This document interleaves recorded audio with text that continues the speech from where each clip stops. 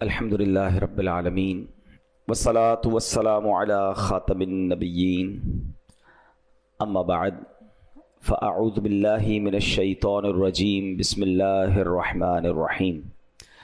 پڑھیے الصلاة والسلام علیک یا رسول اللہ وعلی آلک واصحابک یا حبیب اللہ۔ الصلاۃ والسلام علیک یا نبی اللہ وعلی آلک واصحابک یا نور اللہ۔ درود پاک پڑھنے کے بے شمار فضائل و برکات ہیں۔ کعبے کے بدر الدجا، طیبہ کے شمس الضحیٰ صلی اللہ تعالیٰ علیہ وسلم کا فرمان عالی شان ہے، جس شخص نے یہ درود شریف پڑھا، اللہم صلی علی محمد وانزلہ المقعد المقرب عندک یوم القیامہ، تو اس کے لیے میری شفاعت واجب ہو گئی۔ تو درود پاک سبحان اللہ یہ شفاعت کروانے والا وظیفہ ہے، یہ روزی میں برکت کا وظیفہ ہے، یہ قیامت کے دن آسانی والا وظیفہ ہے، دنیا میں برکتیں لانے والا وظیفہ ہے۔ صلو علی الحبیب صلی اللہ تعالی علی محمد صلی اللہ علیہ وسلم۔ نظر کا نور دلوں کے لیے قرار درود، عقیدتوں کا چمن روح کا نخار درود، درود نغمہ نعت نبی کا زینہ ہے، سدا بہار دعاؤں کا ہے وقار درود، گلاب ذہن کے پردوں پہ کھلنے لگتے ہیں، زباں پہ جب بھی میری آتا ہے مشک بار درود۔ پھر محبت سے درود پاک پڑھ لیں، صلو علی الحبیب صلی اللہ تعالیٰ علی محمد صلی اللہ علیہ وسلم۔ ہم کوشش کرتے ہیں قرآن پاک کی کچھ آیتوں کی تلاوت کرتے ہیں، اس سے کچھ میسج لینے کی کوشش کرتے ہیں۔ قرآن پاک کی آج مختصر صورت کو سنیں گے اور اس سے ملنے والا پیغام لیں گے۔ سورہ معون کی آج بات ہوگی۔ 7 آیتیں ہیں، 1 رکوع ہے، اور معون کے معنی ہے استعمال کی معمولی چیز۔ اس میں چونکہ معون ذکر ہے اس صورت میں، تو اس لیے اس کا نام سورہ معون رکھا گیا۔ ایک روایت کے مطابق یہ صورت آدھی مکہ میں مکہ کے غیر مسلموں مثلا ابو جہل، عاص بن وائل وغیرہ کے متعلق نازل ہوئی، جبکہ آدھی مدینے میں عبداللہ بن ابی سلول منافق کے بارے میں مدینہ منورہ میں نازل ہوئی۔ بنیادی طور پر یہ نقطہ سمجھایا گیا ہے کہ قیامت کے دن اٹھنے اور بارگاہ الہی میں پیش ہونے کا انکار ابو الخبائث یعنی برائیوں کی جڑ ہے۔ اس انکار کے سبب انسان برے اور گھٹیا کردار کا عادی ہو جاتا ہے، یعنی جس کو یہ ظاہر ہی نہیں کہ مرنا ہے، مرنے کے بعد اللہ کے پاس جانا ہے، اللہ کی بارگاہ میں حساب دینا، جب یہ دماغ میں نہ ہو تو یہ سب سے بڑی برائیوں کی جڑ ہے۔ پھر انسان کس بات کی نیکی کرے گا جب پتہ ہے حساب ہی نہیں دینا؟ تو کفار اس وجہ سے بہت زیادہ برائیوں میں ملوث تھے۔ قیامت کے دن کا یہی انکار آدمی کو ظالم بناتا ہے۔ جو قیامت کا انکار کرتا ہے اس کے اندر سے انسانیت مٹ جاتی ہے، وہ انسان نما حیوان بن کر یتیموں، مسکینوں اور بے سہاروں پر ظلم ڈھاتا ہے، انہیں دھکے دیتا ہے۔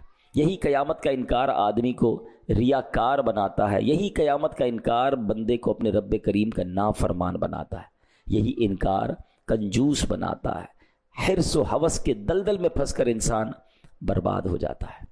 اب یہ کیوں نازل ہوئی تھی یہ صورت؟ ہم انشاءاللہ اس کو پڑھیں گے اور آپ میں سے کئیوں کو وہ صورت یاد ہوگی۔ پہلے میں تلاوت کر لیتا ہوں، پھر میں اس کا شان نزول بیان کرتا ہوں۔ اللہ قرآن میں فرماتا ہے، بسم اللہ الرحمن الرحیم، ارأیت الذی یکذب بالدین فذلک الذی یدعو الیتیم ولا یحض علی طعام المسکین فویل للمصلین الذین هم عن صلاتهم ساہون الذین هم یراؤون ویمنعون الماعون۔ یہ 7 آیتیں ہیں۔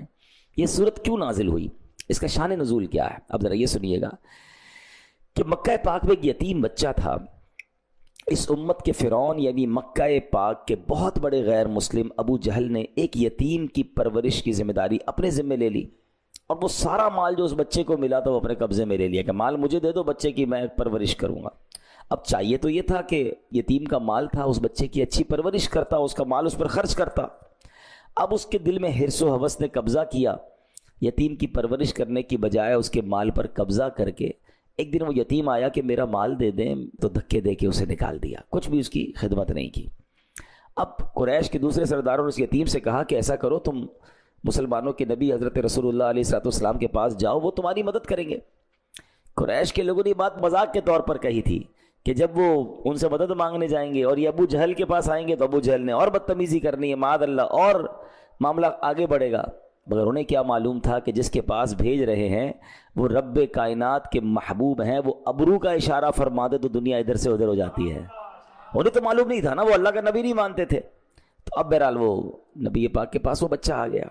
سبحان اللہ، کیا خوبصورت بات اشعار میں علماء نے لکھی نا، غم و رنج و علم اور سب بلاؤں کا مداوا ہو، اگر وہ گیسوؤں والا میرا دلدار ہو جائے، اشارہ پائے تو ڈوبا ہوا سورج برآمد ہو، اشارہ پائے تو ڈوبا ہوا سورج برآمد ہو، اٹھے انگلی تو ماہ دو بلکہ دو دو چار ہو جائے.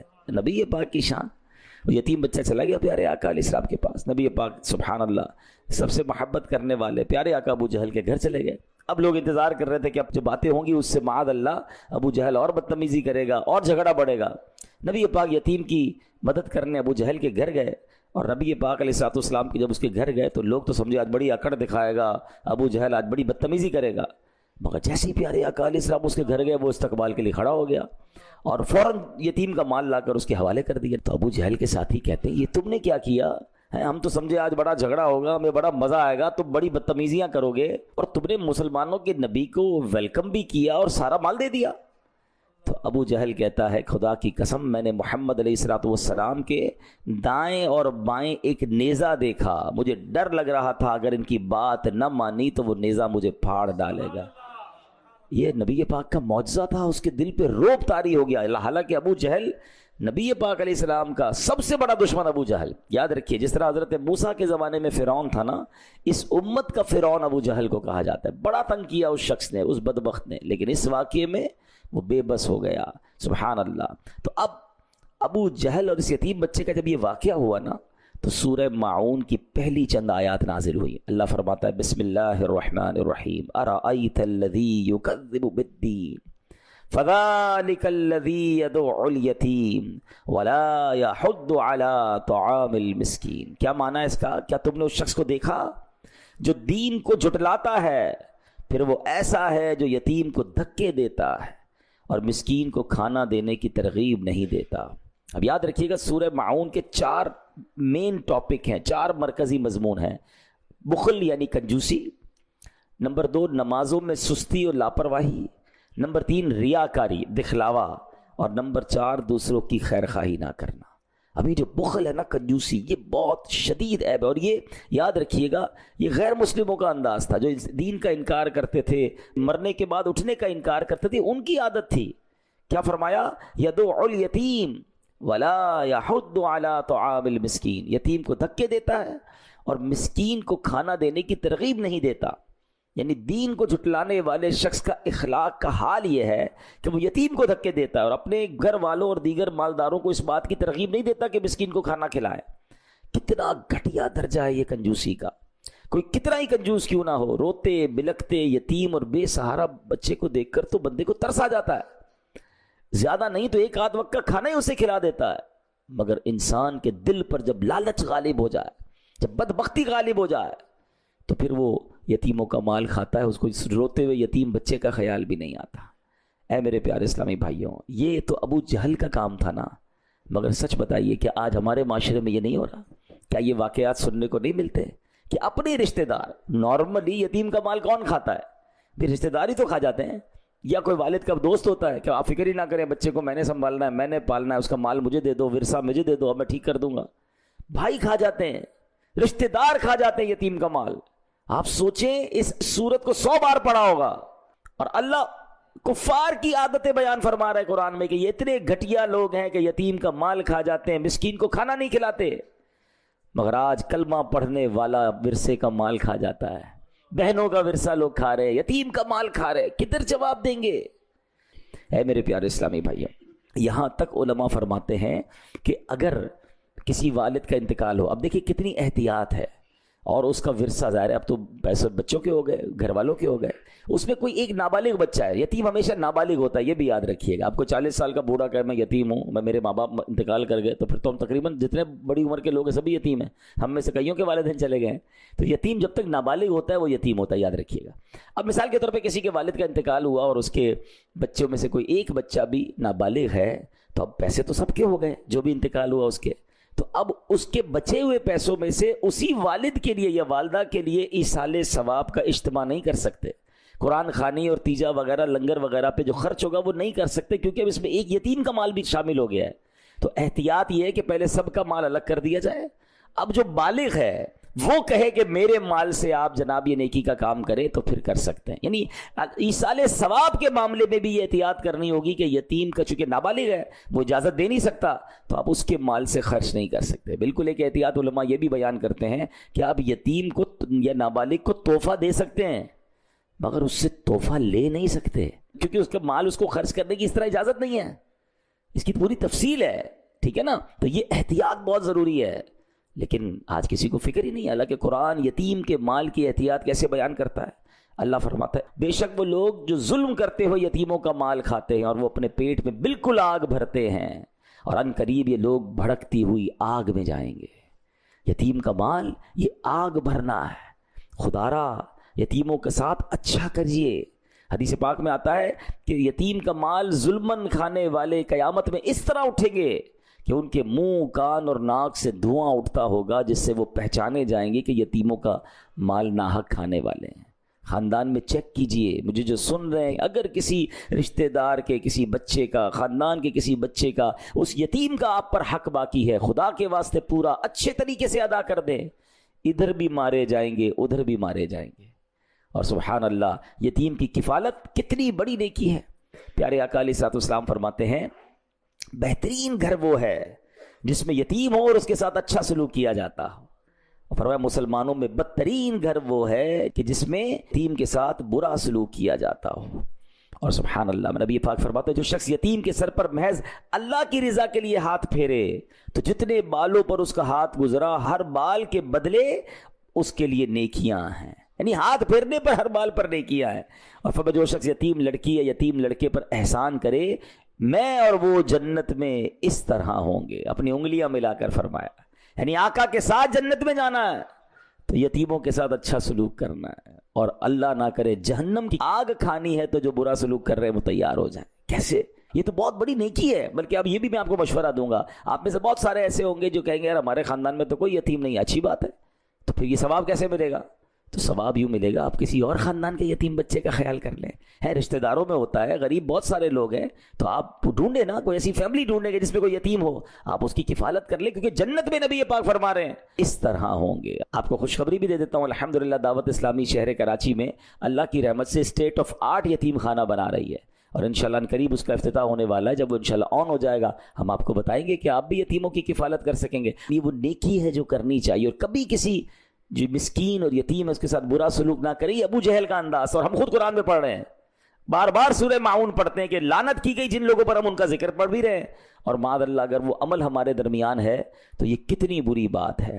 اچھا، یہاں جو ہاتھ پھیرنے والی بات ہوئی اس کی بڑی پیاری تفسیر مفتی احمد یار خان نعیمی فرماتے ہیں کہ جو شخص اپنے عزیز یا اجنبی یتیم کے سر پر محبت و شفقت کا ہاتھ پھیرے، اور یہ محبت صرف اللہ اور رسول کی رضا کے لیے ہو، تو ہر بال کے بدلے اسے نیکی ملے گی۔ یہ ثواب تو خالی ہاتھ پھیرنے پر ہے۔ جو مال خرچ کرے، اس کی خدمت کرے، اس کی تعلیم کا انتظام کرے، تو سوچے پھر اجر کتنا ہوگا۔ سبحان اللہ، سبحان اللہ۔ بلکہ ایک اور اس میں بڑی پیاری بات ہے کہ اگر کسی کو دل نرم نہ ہوتا ہو نا، بعض لوگ کہتے ہیں رونا نہیں آتا، دل میں سختی بڑی ہے۔ ایک بار ایک شخص نے نبی پاک کی بارگاہ میں دل کی سختی کی شکایت کی، تو پیارے آقا نے فرمایا کیا تو چاہتا ہے کہ تیرا دل نرم ہو جائے، تیری حاجتیں پوری ہوں؟ تو یتیم پر رحم کیا کر، اس کے سر پر ہاتھ پھیرا کر، اپنے کھانے میں سے اس کو کھلایا کر، ایسا کرنے سے تیرا دل نرم ہوگا، تیری حاجتیں پوری ہوں گی۔ جس کو لگے نا یار مجھے دعا میں رونا نہیں آتا، میرے دل میں سختی ہے، وہ نرمی نہیں ہے۔ یتیموں کے ساتھ اچھا سلوک جو ہے سبحان اللہ، یہ وہ عمل ہے جو دل کو نرم بھی کر دیتا ہے، حاجتوں کو بھی پورا فرماتا ہے۔ اچھا اس میں بڑی پیاری بات فرمائی، یہ بھی حدیث میں ہی ہے، لڑکا یتیم ہو تو اس کے سر پر ہاتھ پھیرنے میں آگے کو لا، یعنی پیچھے سے ہاتھ کو آگے لانا ہے، ایسے ہاتھ پھیرنا ہے، اور جب اس کا باپ ہو یعنی بچہ یتیم نہ ہو تو پھر ہاتھ پھیرنے میں اوپر سے لے کے گردن کی طرف سے، یتیم بچے کے لیے جو طریقہ ہے وہ یہ بتایا گیا۔ بہرحال اللہ ہمیں یتیموں کے ساتھ بہترین عمل کرنے کی توفیق عطا فرمائے۔ اب اس صورت میں کفار کا ایک اور انداز کیا بتایا، الذین هم عن صلاتهم ساہون، جو اپنی نماز سے غافل ہیں۔ تفسیر نصفی میں ہے، اس سے مراد منافقین ہے کہ جب وہ لوگ تنہا ہوتے ہیں تو نماز نہیں پڑھتے کیونکہ وہ اس کے فرض ہونے کا اعتقاد نہیں رکھتے، اور جب وہ لوگ سامنے ہوتے ہیں تو بڑے نمازی بنتے ہیں، اپنے آپ کو نمازی ظاہر کرتے ہیں، انہیں دکھانے کے لیے اٹھ بیٹھ کر لیتے ہیں، حقیقت میں یہ لوگ نماز سے غافل ہیں۔ اب قرآن میں یہ منافقین کا طریقہ بتایا گیا جو نماز سے غافل ہیں، الذین هم عن صلاتهم ساہون، جو اپنی نماز سے غافل ہیں۔ مگر سچ بتائیں آج مسلمان نماز سے غافل نہیں ہیں۔ کئی لوگ تو صرف جمعے کی نماز پڑھتے ہیں، جمعے کو مسجد میں آتے ہیں پھر اگلے جمعے آتے ہیں، یہ کیا ہے؟ کیا جمعہ ہی فرض ہے؟ باقی نمازیں فرض نہیں، نماز سب سے پہلا فرض ہے، اور یہ ہم منافقوں کا طریقہ پڑھ رہے ہیں جو نماز سے غافل ہیں۔ اچھا کچھ لوگ تو 5 ٹائم نماز نہیں پڑھتے، اچھا کچھ کیا کرتے ہیں، جب موڈ آیا پڑھ لی، آج 2 پڑھ لی، آج 3 پڑھ لی، کبھی کہتے ہیں یار باقی تو نمازیں پڑھ لیتا ہوں، فجر میں آنکھ نہیں کھلتی۔ یہ کتنی بڑی غفلت ہے کہ آپ کہہ رہے ہیں کہ ہماری فجر میں آنکھ نہیں کھلتی۔ انہی سے میرا ایک سوال ہے، کبھی صبح 7 بجے آپ کی فلائٹ ہو تو آنکھ نہیں کھلتی؟ آپ کہتے ہیں نہیں پھر تو 4 بجے ایئرپورٹ پہنچ جاتا ہوں، 2 الارم بھی رکھتا ہوں، گھر والوں کو بھی کہتا ہوں، کبھی صبح صبح ٹرین ہو آپ کی وہ کبھی چھوٹتی ہے، کبھی آپ کی آفس کی کوئی اہم میٹنگ ہو مارننگ میں وہ چھوٹتی ہے۔ اس کا مطلب وہ نہیں چھوٹتی، اس کے لیے آنکھ کھلتی ہے۔ ایمبیسی میں انٹرویو ہو، لوگ صبح صبح جا کے لائن میں لگ جاتے ہیں۔ ہر چیز کی پریورٹی ہے، ترجیح ہے، پریورٹی نہیں ہے تو نماز کی نہیں ہے۔ کیسے بندہ کہتا ہے میری نماز میں آنکھ نہیں کھلتی؟ اس کا مطلب نماز کی اہمیت نہیں ہے آپ کے نزدیک۔ باقی دنیا کے کام کے لیے سب کی آنکھ کھلتی ہے، صبح رات کو کبھی جائے، رات کو 3-4 بجے ایئرپورٹ پہ رش لگا ہوا ہے، کیا سب کی آنکھ کیسے کھل گئی؟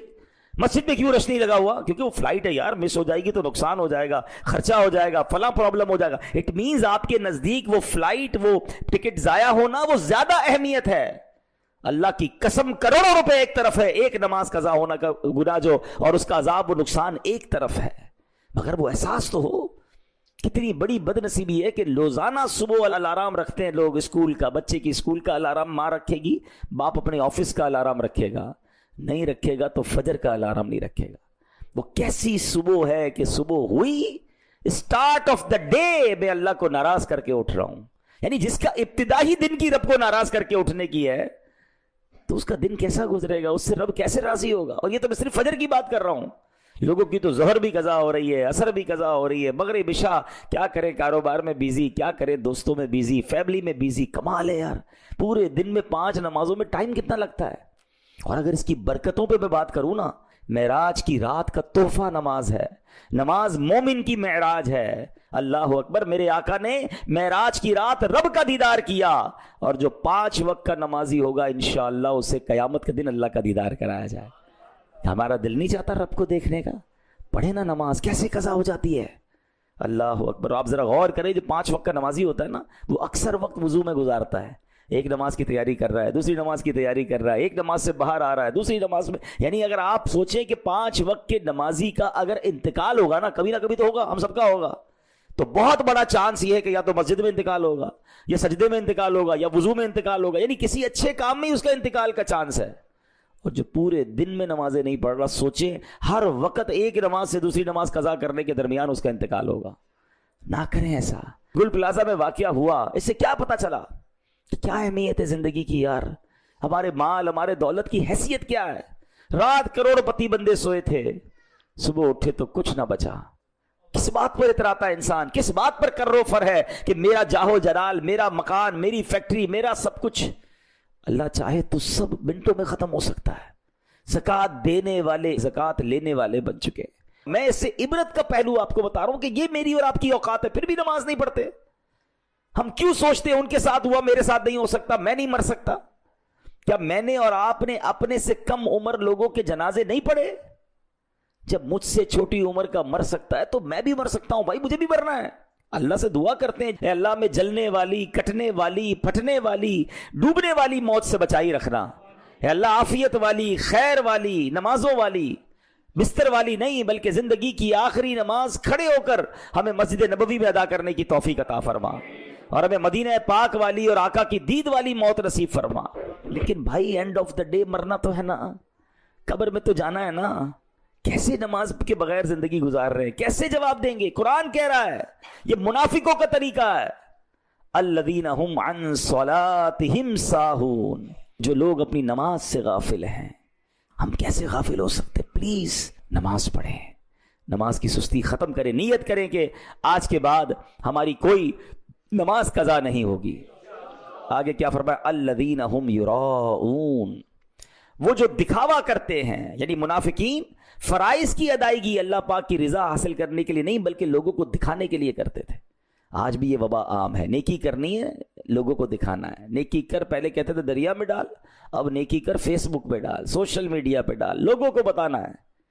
ریاکاری کی تعریف ہی یہ ہے کہ اللہ کی رضا کے علاوہ کسی اور ارادے سے عبادت کرنا، یہ ریاکاری۔ لوگ مجھے نمازی کہیں، لوگ مجھے حاجی کہیں، لوگ مجھے سخی کہیں، میری واہ واہ ہو جائے، اس کا مطلب you are not making worship because of اللہ سبحانہ و تعالی۔ آپ اللہ کے لیے نہیں کر رہے، آپ لوگوں کے لیے کر رہے۔ خود اپنے دل سے پوچھیں، نیکی کر کے کیوں جی چاہتا ہے کہ لوگوں کو میں بتاؤں، میں ذرا ڈالوں سوشل میڈیا پہ، پھر دیکھوں کتنے لائکس آئے، کتنے سبحان اللہ، کتنے جو بھائی۔ خود سوچیں یار، ایکچولی ریاکاری سے جو بچنے کا طریقہ ہے نا، اپوزٹ آف ریاکاری اخلاص ہے، اور اخلاص ایکچولی اخلاص از دا کی آف قبولیت، قبولیت کی چابی ہے، ایکسیپٹنس کی چابی ہے۔ اور وہ کیا ہے؟ طریقہ بتایا علماء نے کہ اخلاص یہ ہے کہ جس طرح بندہ اپنے گناہوں کو چھپاتا ہے اس طرح اپنی نیکیوں کو چھپائے۔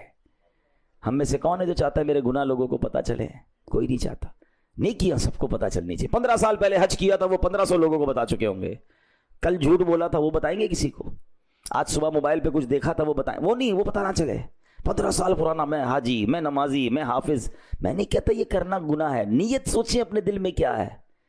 کسی حاجی کے بارے میں سوچنے کا نہیں کہہ رہا، اپنے بارے میں سوچیں۔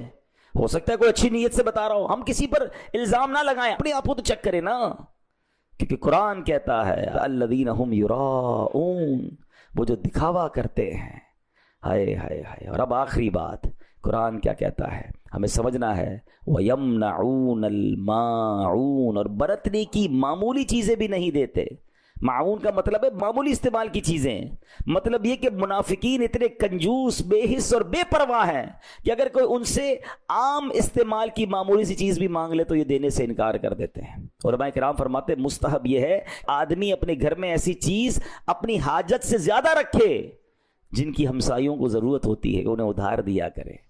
حدیث پاک میں آتا ہے، حضرت عائشہ صدیقہ فرماتی ہیں میں نے عرض کیا یا رسول اللہ علیہ السلام کون سی چیز جس کا منع کرنا حلال نہیں ہے، یعنی کوئی مانگے تو منع نہیں کرنی چاہیے، فوراً دینی چاہیے؟ تو فرمایا پانی، نمک اور آگ۔ اور اس کی وجہ کیا فرمائی؟ کہتے ہیں حضور پانی کا حکم، پانی تو سمجھ آ گیا کہ کوئی بھی مانگے اسے پلا دے، آگ اور نمک سے کیا مراد ہے، حکم کیوں ہے؟ فرمایا جس نے کسی کو آگ دی گویا اس نے اس آگ سے پکا ہوا سارا کھانا خیرات کر دیا۔ پہلے زمانے میں لکڑی وغیرہ دیتے تھے، لوگ آگ لگاتے تھے، یعنی اس کے چولہے کا اگر آپ نے انتظام کر دیا، اس چولہے پہ جتنا کھانا بنا سب آپ نے خیرات کیا۔ فرمایا جس نے کسی کو نمک دیا اس نے گویا وہ سارا کھانا خیرات کیا جس کھانے میں نمک کی وجہ سے لذت آئی ہے۔ ہائے ہائے ہائے۔ اور صرف پانی پلانے کی فضیلت کیا ہے؟ فرمایا جس نے کسی مسلمان کو ایک گھونٹ پانی وہاں پلایا جب پانی عام ملتا ہے، نارمل پانی ملتا ہے، تو اسے غلام آزاد کرنے کا ثواب ہے۔ اور جس نے کسی مسلمان کو وہاں ایک گھونٹ پلایا جہاں پانی نہ ملتا ہو تو اس نے گویا اسے زندگی بخشی۔ نارمل پانی پلانے کا ثواب اتنا ہے، اور جہاں پانی نہیں وہاں پلانا۔ مگر ادھر دل ہی نہیں چلتا، اللہ کی راہ میں خرچ نہیں کرتے لوگ، اپنی زکوٰۃ پوری نہیں دیتے۔ کنجوسی بھی منافقین کا اور کفار کا انداز ہے۔ تو اے میرے پیارے اسلامی بھائیوں، آج سورہ معون ہم نے سنی، اس کی تفسیر سنی، کفار کی عادتیں سنی۔ چیک یہ کرنا ہے کہ کیا یہ عادتیں میرے اندر تو نہیں؟ یتیم کا مال کھانا یہ کفار کا طریقہ، مسکین کو مدد نہ کرنا یہ کفار کا طریقہ، اپنی عبادتیں دوسروں کو دکھانا، ریاکاری کرنا، اللہ کے لیے نہیں لوگوں کے لیے عبادت کرنا، یہ کفار کا طریقہ۔ مسلمانوں پر خرچ نہ کرنا، چھوٹی چھوٹی چیزیں بھی نہ دینا، یہ بھی کفار کا طریقہ ہے۔ اللہ کرے کہ یہ عادتیں ہمارے اندر سے نکل جائیں اور ہم ایمان والوں کے اوصاف اپنانے والے بنیں، ہم سخاوت کرنے والے بنیں، ہم اللہ کے لیے عبادت کرنے والے بنیں اور یتیموں مسکینوں کے مددگار بن جائیں۔ اللہ مجھے بھی اور آپ کو بھی عمل کرنے کی توفیق عطا فرمائے، آمین بجاہ النبی الامین صلی اللہ علیہ وسلم۔